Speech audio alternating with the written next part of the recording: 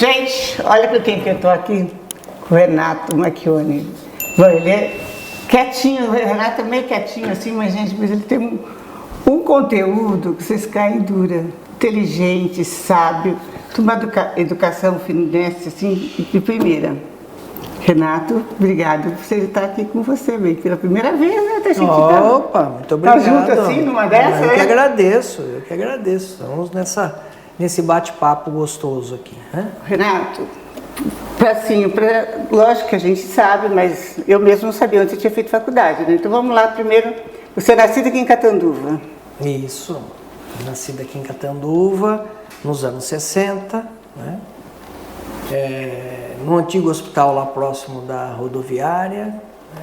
Então já desde pequeno dentro da rodoviária. Ah, é, porque o seu pai tinha uma... bar. O que era bar? É. Você trabalhou lá, Renato? Ah, trabalhei pouco, né? Mas, né?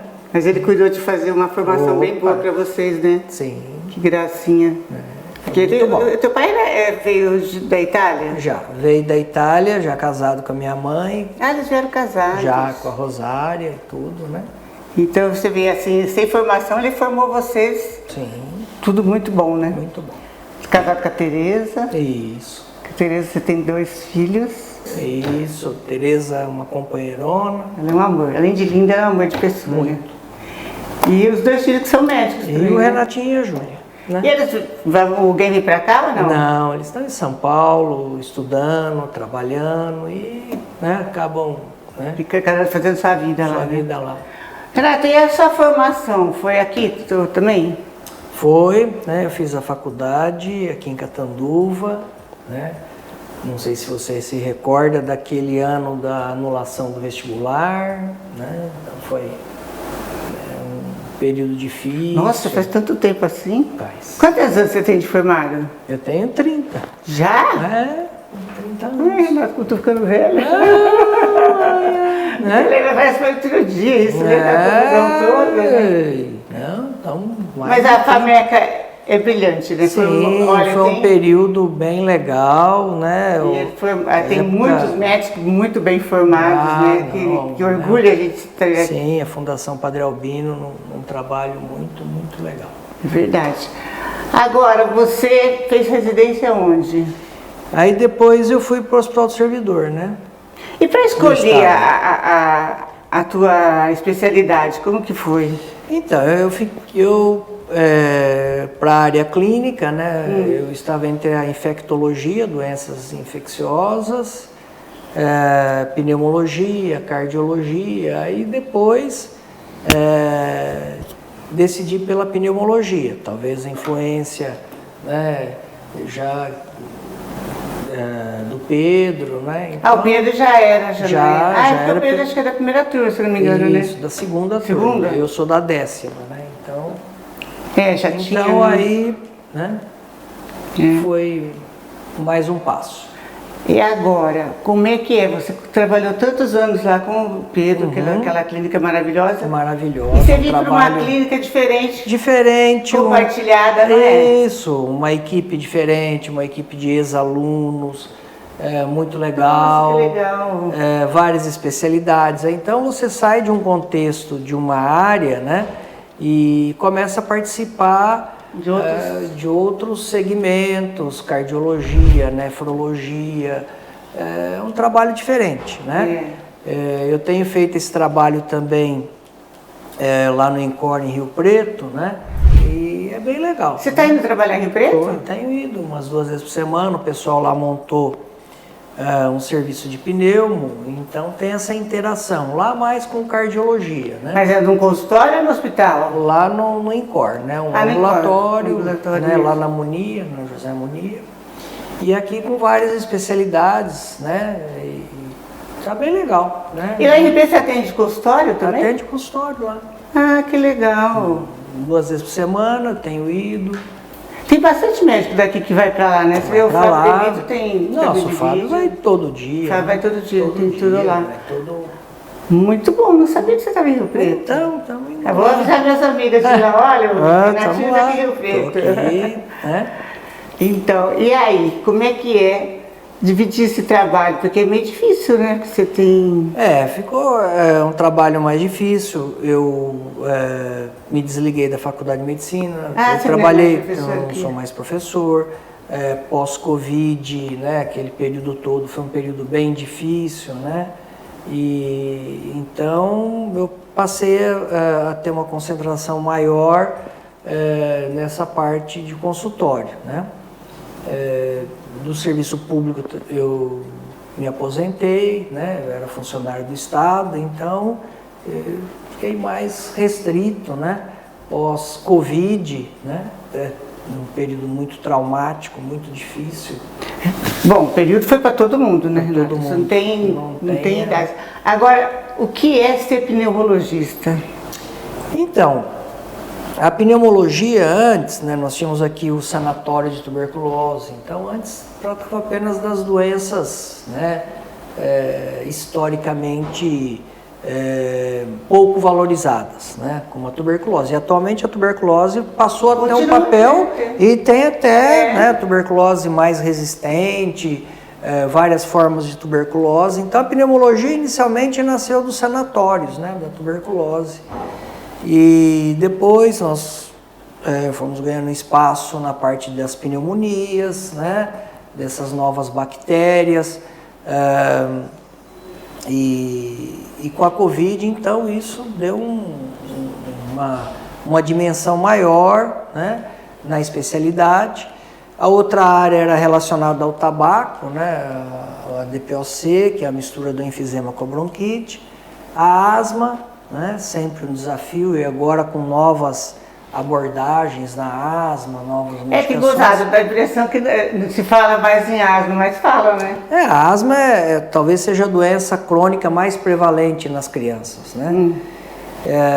Então nós temos um campo grande e que também os adultos com asma, né? E o cigarro como a maior causa de doença passível de prevenção, tanto na pneumologia quanto na cardiologia. O cigarro é engraçado. O cigarro quanto a bebida tem a mesma mais ou menos ali, sim, né? O cigarro e a bebida para câncer, né? Câncer de garganta. Mas câncer é difícil de quem esôfago. fuma, né? Por exemplo, ou quem bebe assim assiduamente, né? É uma dependência química. Né? Fala assim, não, é verdade. Porque parar de fumar com uma certa idade é tem difícil. que ter pé firme, né? Porque desenvolveu uma dependência química, né, Denise? Então, toda dependência química é difícil, não é um defeito da pessoa ou de personalidade ou de comportamento, é uma doença, é uma dependência química. E a sociedade vê dependência química só com as drogas ilícitas e não com as drogas lícitas. Então nós temos culturalmente, nós aceitamos algumas e rejeitamos, quando na verdade isso precisa, né, de uma abordagem multiprofissional, psicológica, então, mas eu percebo, por exemplo, assim, da minha roda de mulheres, muitas mulheres que fumam, mas parece que faz, como diz outro, faz pose para fumar, acha bonito? Como isso, é uma... Não, o que acontece, né? Talvez a indústria do tabaco, ela tenha sido a maior promotora, por assim dizer, do marketing. Ela sempre esteve ligada nos movimentos. Então, na Segunda Guerra, a parte dos homens na frente de batalha, então, os médicos eram os maiores fumantes, né? Atores de TV, de cinema, era um grande grupo. Depois, dos anos 60, 68, eles observaram o nicho das mulheres, né? A independência das mulheres, todo um movimento contra aquele domínio, né, que existia, que talvez até existe até hoje, então aquele movimento de liberação, né? Então eles colocaram junto desse movimento importante uma pegadinha, né? Não, você usando esse produto você vai se mostrar independente. Então, a partir daí, eles deram uma guinada, aproveitaram aquele bom, aquela boa intenção, né? E igual que no Brasil, quando a gente vai fazer alguma coisa de boa intenção, Vira moda. vira moda, ou eles aproveitam para encaixar alguma coisa, né? Tipo legislativo, assim, aquelas coisas bem... Você falando em tabaco, cigarro, agora o que está, né, exacerbado é o tal do cigarro eletrônico, né? Pois é, né? Também uma atividade proibida, a Anvisa proibiu a comercialização no Brasil. Mas não adianta, né? Quando proíbe é pior ainda, né? Né? Então, nesse último congresso, eles mostraram, o francês mostrou lá, 3 mil casos de doença grave pulmonar, pneumonias, né? E 60 mortes por cigarro eletrônico, né, de jovens. Congresso esse último que você foi agora, onde foi? Foi Barcelona. Ah, você estava em Barcelona? Cidade maravilhosa, né? É verdade. Cidade muito... Como que é que soube aproveitar a Olimpíada, né? Como que é um italiano na Espanha? Teimoso, calabresa é mais teimoso. O espanhol é bonzinho. É verdade. Olha, mas então, voltando ao cigarro eletrônico, você percebe que, por exemplo, ontem foi num lugar que até um velório, tinha mocinhos com cigarro eletrônico, dá vontade de puxar e tirar, né? Então, mas mais uma vez a indústria do tabaco, ela viu um outro nicho, né? Então, um dispositivo que parece um pendrive, uma coisa assim, estilo moderna, né? Então já coloca no... Isso significa que o cigarro eletrônico faz mais mal ainda que o tabaco? Então, ainda não temos todas essas, né? O que temos visto, assim, uma situação do tabaco comum, né? Do paieiro, tudo a longo prazo.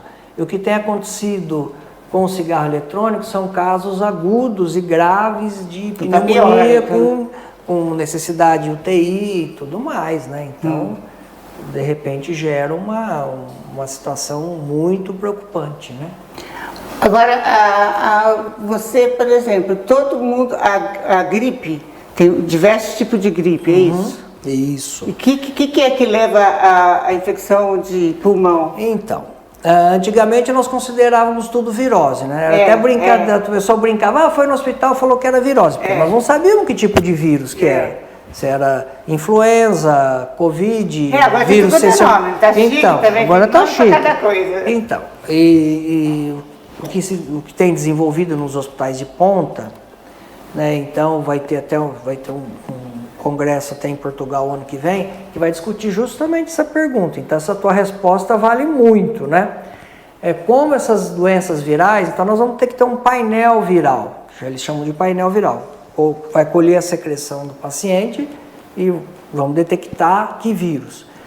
Esse vírus, às vezes, ele abre caminho para que desenvolva uma pneumonia. Foi o que nós vimos muito na época da Covid, da influenza, né? E geralmente eles destroem a via respiratória, a capa protetora, e a bactéria passa a agredir o paciente. Então eles trabalham quase que em conjunto e isso gera casos graves, né? Então, tanto criança quanto os idosos. A partir daí a necessidade da vacina, né? A tal da água no pulmão. Tá. Daí da pneumonia ou não? É outra coisa? A água no pulmão, quando tá líquido, tipo de uma água, geralmente é por doença renal, cardiovascular, coração, né? Quando acumula pus no pulmão, geralmente é em razão da pneumonia, de uma tuberculose, né?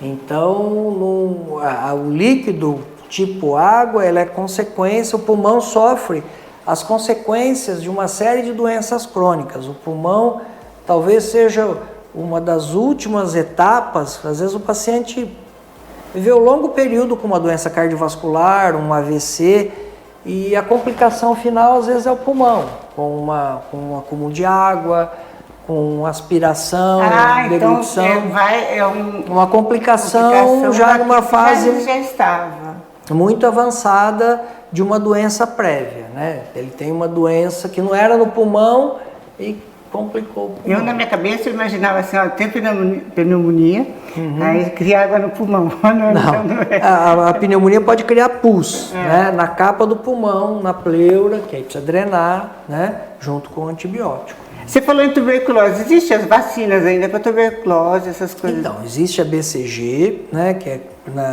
para criança agora tem feito, né? Precocemente, mas ela não é efetiva, tipo 100% efetiva. Ela protege a criança das formas graves. Quando chega na idade adulta, né, ela já não tem a mesma, já perdeu, por assim dizer, o papel protetor. Existem vários estudos no desenvolvimento de uma nova vacina, né, para a idade adulta. Né? É que os estudos, né? Vai tendo doença nova. Vai tendo doença nova. Tem que, mesmo da malária, uma doença do Brasil Império, a dengue agora que está desenvolvendo, né? Estão desenvolvendo várias vacinas para herpes zoster, então, né? Mas vou te falar um negócio. Eu tomei vacina, eu já tive herpes zoster. Aí eu fiquei com umas herpes de repetições. Já tomei a vacina da herpes zoster para ver se não resolve. Não, mas agora tem mais uma nova vacina. Então vou fazer. Bem mais efetiva. Porque olha, que coisa difícil. Porque a herpes zoster é de chorar muito, viu? Chora e dor, neuropatia, quem passa por isso, né? É verdade. Então, todos esses aspectos, né?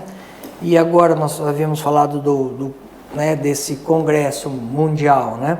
O que teve de novidade? Tem assim vários tratamentos que eles falam terapia-alvo, tanto para os tumores, né? Quanto para essas pneumonias por vírus, né? Mas quando vem para a nossa realidade, né? O que foi até colocado é que nós temos uma demora no diagnóstico, né? Então talvez existam terapias boas, mas uma fase muito avançada. Nós temos dificuldade para fazer uma confirmação do diagnóstico de um tumor de pulmão, né? Então, para que a gente faça uma broncoscopia, que é uma área que eu atuo, geralmente já vem numa fase muito avançada, né? Então, às vezes desenvolve áreas de atenção ao tratamento do paciente, mas a chegada dele lá é muito difícil. Renato, mas agora eu penso assim, olha, isso é uma forma ignorante, pode ser, de eu pensar. Porque falar assim, gente, você vai no médico agora, você tem que passar por vários para chegar num diagnóstico, né? Então, mas aí que tá. Para algumas doenças, né, por exemplo, um tumor de pulmão, por exemplo, às vezes você tem a imagem, né, uma tomografia. Então aparece. Não, e às vezes já aparece. Mas para você conseguir chegar num centro para tratamento, eles querem a biópsia. Tá. Aí você tem que fazer uma broncoscopia, esse exame não entra no giro. O paciente não consegue chegar, porque eles só querem o quê? O diagnóstico já histopatológico, mas para você chegar ali, né, as coisas demoram, não é, né? Então eu fico e que deveria ser agilizado. Então uma discussão que teve lá que foi muito boa foi como poderíamos que assim as autoridades terem uma prioridade, né, na agilização desse. Mesmo se a pessoa tem um plano de saúde, às vezes o plano de saúde não cobre. Aí difícil, um custo altíssimo. Por exemplo, faz uma mamografia, né? Tem uma imagem, fez mutirão da mamografia, aí apareceu a imagem. E para conseguir a biópsia, às vezes demora. Então, e para tratar, o tratamento não pode ser sem. E aí aí que está uma coisinha que precisa dar um ajuste, né? É verdade. Agora, que outra coisa que eu também. Tudo é alergia também agora, né? Agora, alergia. Porque onde nós vemos aqui? Poeira, fumaça. Então, teve uma discussão legal lá, né? E que eles pegaram, e que o brasileiro detesta ouvir sobre poluição atmosférica, né? O brasileiro acha que não, né? E eles insistem, né? Que o que vai desenvolver das doenças, são as características genéticas, então faz um mapeamento genético, você tem o mapeamento dos vírus, você faz um mapeamento alérgico, e o que eles têm observado? Que os critérios ambientais, o número de poluentes, de micropoluentes no ambiente, é que tem piorado os outros problemas, né? De infecção, de alergia, de irritabilidade e desenvolvimento de mudanças genéticas pela poluição,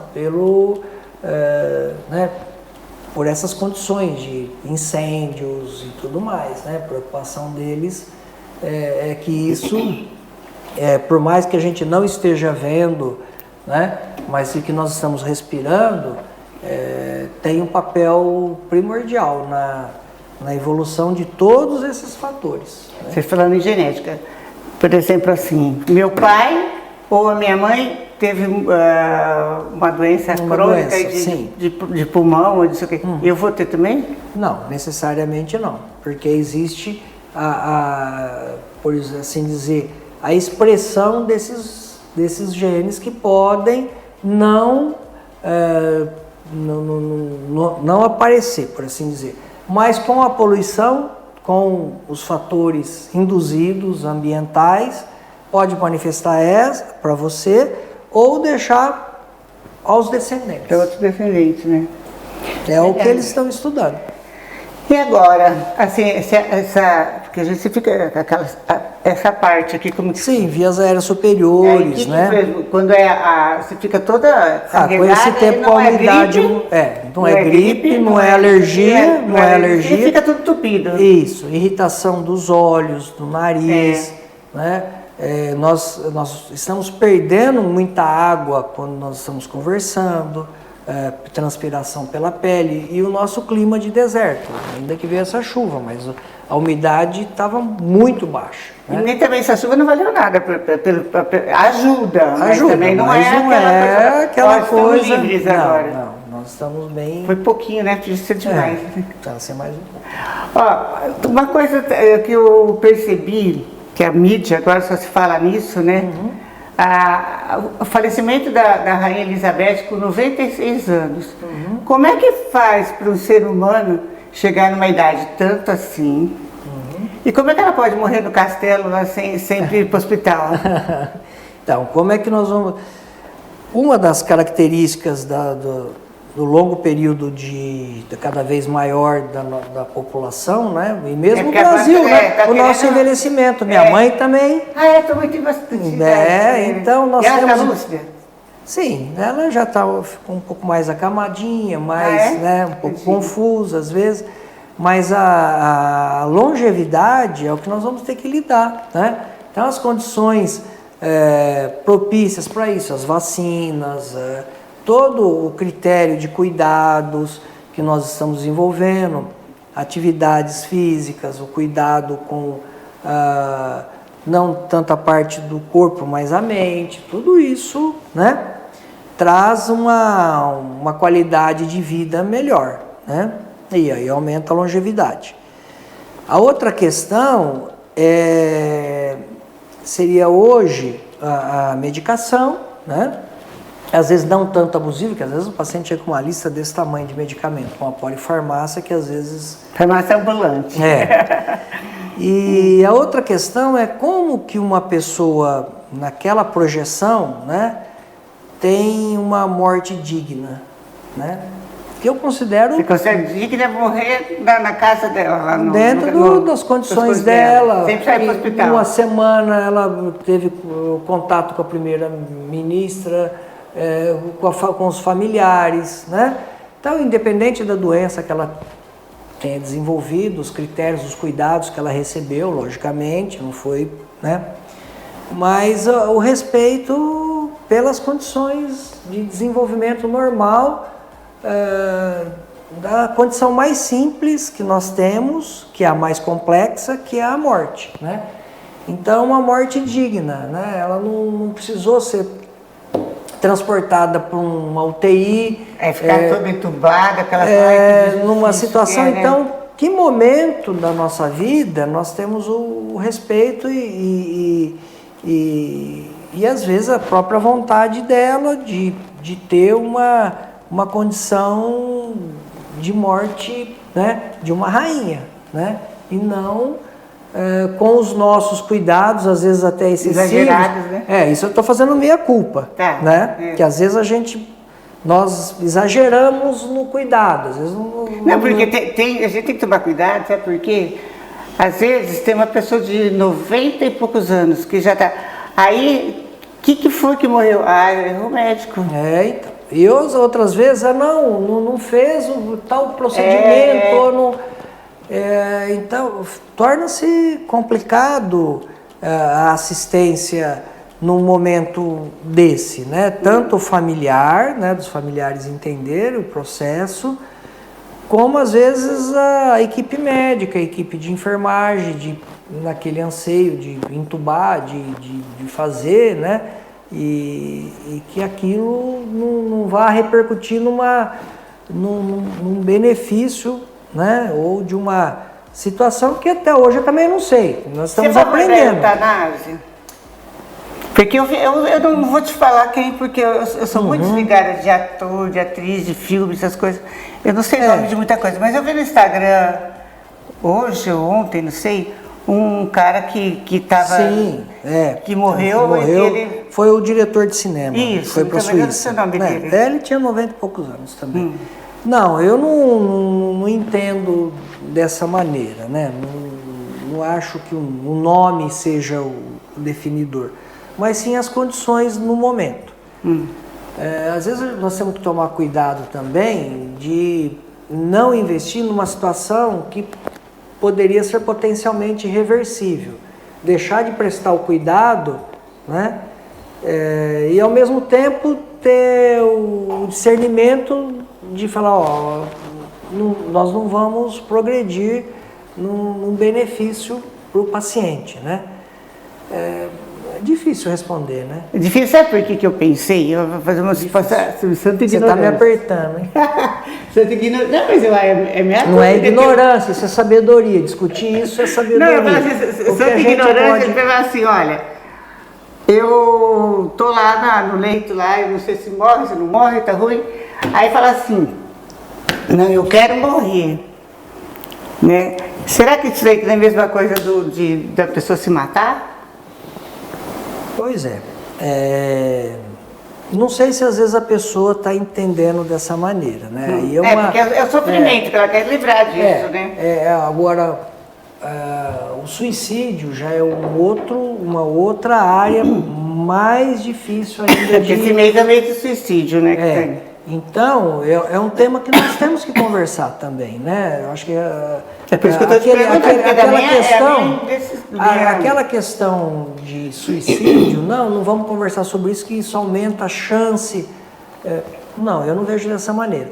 Eu só entendo assim, toda vez que a gente tem notícia de um suicídio, é tentar entender, não por que a pessoa quis fazer aquilo, mas o que ela está vendo, que ela percebe que geralmente são pessoas sensíveis, o que ela está vendo que ela não quer participar de um futuro, né? Será que nós estamos cegos e ela está vendo alguma coisa que a gente, né? Ela está vendo alguma coisa que ela não quer participar, né? O que seria isso, né? Eu acho que nós temos que aprender sobre isso, né? E nós temos que aprender conversando sobre isso. Não é nem penalizando, né? Para saber o que ela quer mostrar para a gente, o que nós não estamos enxergando. Então acho que é um erro nosso, né? De não saber lidar com isso, ou de não saber entender, né? E às vezes julgar de maneira inadequada, errônea, né? Nosso campo de visão é muito pequeno. Ô, Renato, você sabe que nós temos amigos em comum que me inculca muito, porque eu adorava e adoro uma outra pessoa que está nessa mesma situação. A pessoa faz, como os outros, academia, faz academia. Tem uma alimentação exemplar, né? frequenta os melhores lugares, tem uma família que se diz normal, Sim. Uma situação financeira boa, e de repente dá aquelas doenças, o Alzheimer, o ELA, ou outra coisa, e acaba falecendo com aquilo lá. Mas isso não é como manda o figurino? E o que causa isso? Então, o que nós temos, né? É lógico que toda atividade física, nutricional você tem uma chance menor de desenvolver uma doença cardiovascular, né? Independente disso, nós temos a nossa própria evolução, né? Aquilo que está geneticamente marcado, né? E que outros fatores ambientais, o ar que nós estamos respirando e situações já previamente determinadas, né?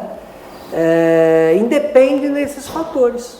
Então nós vamos ter que aprender também. Aceitar? Né? Não aceitar, é aprender, nós somos ignorantes, né? E não existe o normal, né? Isso é uma invenção do normal, né? Ninguém é normal ou não existe o normal. Tudo é anormal, né? Depende de como a gente vê, né? Então, a partir desse ponto, né, que nós às vezes, que eu falei para você, o nosso campo de visão é muito estreito. E nós estamos aqui para aprender, né? Então, estou aprendendo todo dia. E às vezes as suas questões, eu não consigo responder. Né? Sim, a gente não temos essa... Né? Olha, agora você falando de estudar, de aprender, agora essa situação que nós tivemos do Covid, vocês mesmos ficaram aí, né, na bamba que não sabia como começar, né? Como começar, como lidar. Sabíamos algumas coisas que não devíamos fazer, né? E hoje mostrou que realmente aquilo não era para ser feito, algumas condutas, né? E ao mesmo tempo, a nossa incapacidade de uma doença nova, com uma tal proporção que assumiu, e que nós não tínhamos vacina, não tínhamos, né, nem lugar para colocar o paciente. E isso tudo também foi discutido nesse congresso, quer dizer, nossos erros e nossos acertos, né? Então, é mais um aprendizado, e nem por isso nós temos soluções imediatas e certeiras. A ciência tem as idas e vindas, né? Então nós temos que ter isso, né? Lidar com essa transição e com essa fragilidade do conhecimento, né?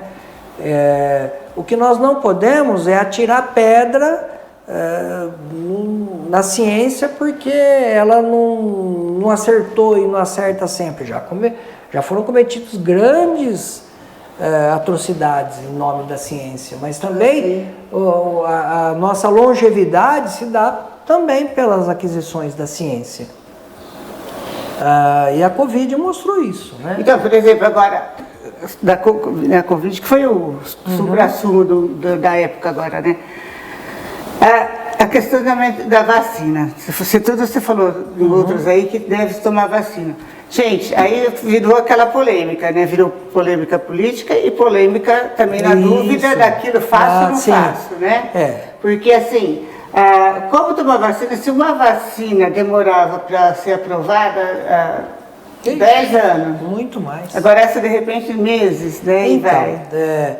Isso, a tecnologia, é o outro componente, né? Hoje nós temos o celular com resoluções e antes precisava sair um trem daqui até não sei aonde para levar a notícia, né?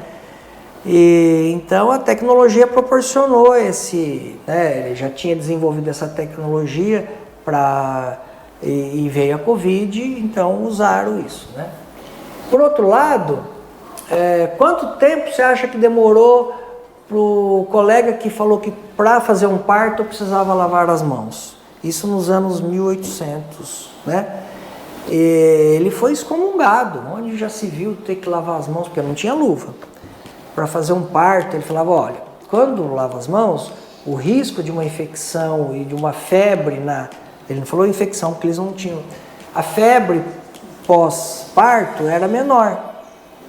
Para isso ser incorporado na medicina, demorou até hoje, né, 50 anos, né, e depois a vinda das luvas. Em compensação, a anestesia, do mesmo jeito que foi feita a primeira anestesia, em menos de 1 mês, 2 meses, ela já começou a ser circular. Né? Então, nós temos na ciência respostas rápidas, sempre foi, e respostas lentas.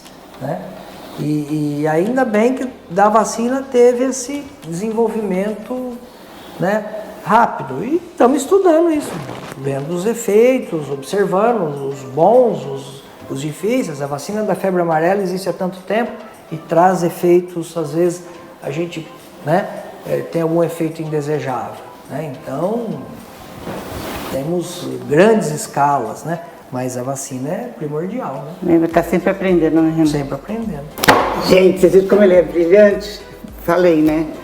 Fantástico. Agora, Renato, eu queria, não quero, que você deixe uma mensagem com o teu carisma todo que você tem, cuidar sobre a sua profissão, certo? E de um cuidado para quem está nos assistindo. Então, eu agradeço, né, mais uma vez a vocês, né, por terem vindo até aqui e levado alguma informação precisa a vocês. Atualmente estou no novo endereço aqui na Rua Novo Horizonte 799, ao lado do aeroporto. Desculpar de algo que não tenha sido de acordo com o pensamento ou com a cultura, e agradecer mais uma vez. E estamos aprendendo a cada dia, né? Lamentar às vezes se a gente não faz ou não tenha sido feito o máximo, né? Ou o possível, mas é o que a gente tenta no dia a dia da medicina. Somos limitados e gostaria que todos colaborassem com alguma ideia. Eu estou disponível, né, para alguma pergunta, tá certo? E agradecer mais uma vez. Gente, você viu? Ele é uma gracinha, um amor de pessoa, tá? Mas essa foi fantástica, vocês vão aprender muita coisa que leva. É uma consulta, gente. Olha aqui, deu consulta de grátis. Vocês gostaram? Mas vai lá na minha rede social, no YouTube, que tem muito mais entrevistas também, que dá para ser muito legal.